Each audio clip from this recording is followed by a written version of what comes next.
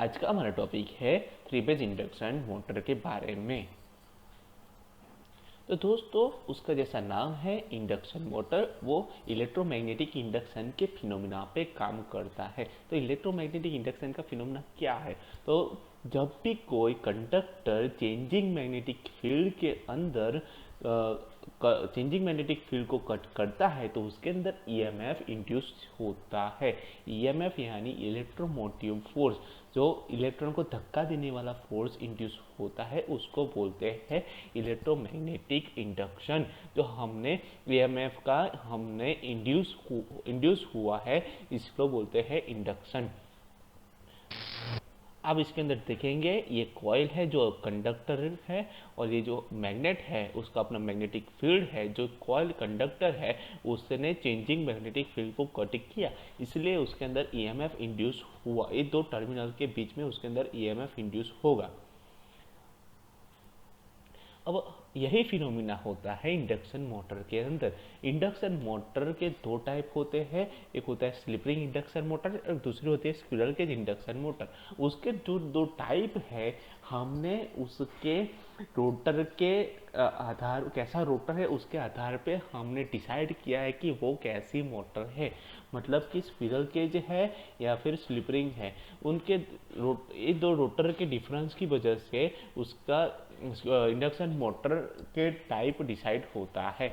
अब स्टेटर दोनों के अंदर सेम रहता है, स्पिरल केज और स्लिप रिंग के अंदर सिर्फ फर्क उतना कि स्लिप रिंग इंडक्शन मोटर के अंदर स्लिप रिंग होती है, जब स्क्विरल केज के अंदर उसको एंड रिंग से शॉर्ट सर्किट किया जाता है।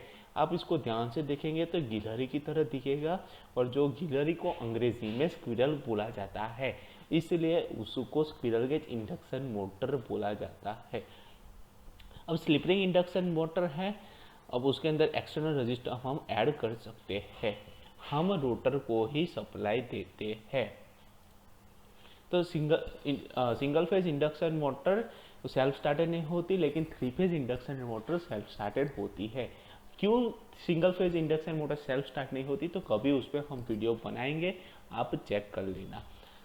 जो हमारी इंडक्शन मोटर होती है वो सिंगल एक्साइटेड मोटर होती है, यानी हम सिर्फ रोटर को ही सप्लाई देते हैं। उसके दो पार्ट होते हैं, एक स्टेटर होता है, एक दूसरा होता है रोटर। जो स्टेटर होता है वो stationary part of induction motor होता है, और रोटर रहता है rotating part of induction motor होता है। We are providing supply in only stator winding due to supply magnetic field induce in the air gap between the stator. हमने जो उसको सप्लाई दिया है वो मैग्नेटिक फील्ड इंड्यूस होता है एयर गैप के स्टेटर और रोटर के बीच में। जो हमारा मैग्नेटिक फील्ड इंड्यूस हुआ है वो रोटेटिंग मैग्नेटिक फील्ड है, उसको ही हम सिंक्रोनस स्पीड, जो रोटेटिंग मैग्नेटिक फील्ड की जो स्पीड होती है उसको ही हम सिंक्रोनस स्पीड बोलते हैं। और जो हमारा नेचर ऑफ एसी करंट और साइनोसॉइडल होता है उसकी वजह से रोटेटिंग मैग्नेटिक फील्ड इंड्यूस होता है। तो अब रोटेटिंग मैग्नेटिक फील्ड क्या है? जो हमारी जो उसकी मूविंग पोलैरिटीज होती है उसको रोटेटिंग मैग्नेटिक फील्ड बोला जाता है। मतलब कुछ टाइम के लिए वो नॉर्थ पोल, कुछ टाइम के लिए साउथ पोल, कुछ टाइम के लिए नॉर्थ पोल, ऐसे उसकी पोलैरिटीज मूविंग है, इसको हम बोलते हैं रोटेटिंग मैग्नेटिक फील्ड। अब रोटेटिंग मैग्नेटिक फील्ड इंड्यूस होने के लिए कुछ कंडीशन फुलफिल होना आवश्यक है, जैसे कि 120 डिग्री का डिस्प्लेसमेंट होना चाहिए सभी फेजेस के। जो फेजेस हैं हमारे उसके बीच में 120 डिग्री का डिस्प्लेसमेंट होना ज़रूरी है, और इक्वल मैग्नीट्यूड करंट होना चाहिए ऑल फेजेस के अंदर। ये नोट करके रखिएगा, हम सिर्फ रोटर को ही सप्लाई देते हैं, इसलिए थ्री फेज इंडक्शन मोटर को हम सिंगल एक्साइटेड मोटर बोलते हैं।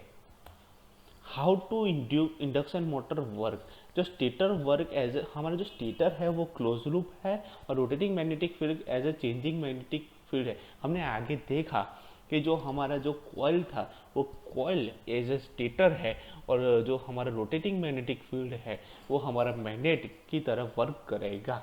और जो रोटेटिंग मैग्नेटिक फील्ड है वो लिंक होगा हमारे रोटर के साथ, और रोटर के अंदर वो ईएमएफ इंड्यूस करेगा, और जो ईएमएफ इंड्यूस होगा उसके अंदर करंट इंड्यूस करेगा और कुछ टॉर्क इंड्यूस करेगा, यानी कुछ किसी प्रकार का फोर्स इंड्यूस करेगा, जिसको वो जो फोर्स इंड्यूस होता है इसकी वजह से ही वो रोटर घूमता है। जो रोटेटिंग मैग्नेटिक फील्ड की वजह से ही हमारा रोटर है वो घूमता है। तो direction of rotor depends on, जो हमारे रोटर की डायरेक्शन होती है वो डिपेंड होती है हमारा फेज सीक्वेंस कैसा है, मतलब आर वाई बी है, आर बी वाई है, ऐसा हमारा फेज सीक्वेंस के आधारित उसकी डायरेक्शन डिसाइड होती है। अगर हम उसको उल्टी डायरेक्शन में घुमाना है तो हम फेज सीक्वेंस को चेंज करके उसकी डायरेक्शन को उल्टी डायरेक्शन में रोटर को घुमा सकते हैं। स्लिप क्या है? जो हमारी रोटेटिंग मैग्नेटिक जो हमारा रोटेटिंग मैग्नेटिक फील्ड है उसकी स्पीड को हम सिंक्रोनस स्पीड बोलते हैं, और जो हमारा रोटर एक्चुअल स्पीड में जो घूमता है, जो रोटर की स्पीड है उसको हम बोलते हैं, जो हमारे रोटर की स्पीड को बोलते हैं रोटर की एक्चुअल स्पीड को हम एन बोलते हैं, और जो हमारा रोटेटिंग मैग्नेटिक फील्ड की स्पीड है उसको सिंक्रोनस स्पीड बोलते हैं। दोनों के जो डिफरेंस है उसको स्लिप बोला जाता है। नोट करके रखिएगा, वाइवा में आ सकता है कि rotor always rotate less than synchronous speed, वो कभी सिंक्रोनस स्पीड या फिर सिंक्रोनस स्पीड से ऑलवेज वो सिंक्रोनस स्पीड से कम स्पीड में घूमेगा रोटर। ओके दोस्तों, धन्यवाद फॉर वॉचिंग माय वीडियो।